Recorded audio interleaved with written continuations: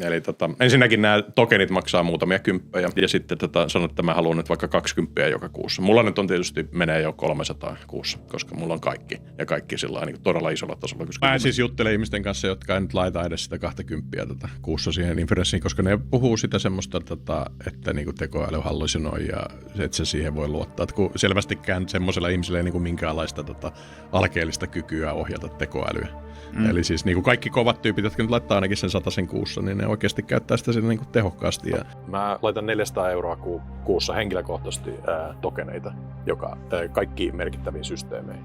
Mulla on niin kuin oma tämmöinen OpenClaw tietokone, joka mä oon itse tietoturvallisesti rakentanut siihen niin kuin pysyvän muistin ja tietoturvalliseen lokeroinnin. Mä demosin sulle vähän tuossa WhatsApp-ryhmällä, kutsun tätä saman taksia. Mutta siis, jollet sä käytä niitä niin kuin tolla tasolla niitä työkaluja, niin sä oot vähän semmoinen niin kuin vasemmistotoimittaja, joka viime vuonna kirjoitti ChatGPT:hen niin ilmaisversio jotain ja sai epämieluisen hallusinaation. Kannattaa se 100 nyt ainakin laittaa kuukaudessa. Siis jos, kyllä sulla siihen on varaa. Tavallaan mihin sä laitat 100 kuukaudessa. Jos sä et niin kuin tätä tee, niin sit se on vaan oma moka, että et pysynyt junas mukana.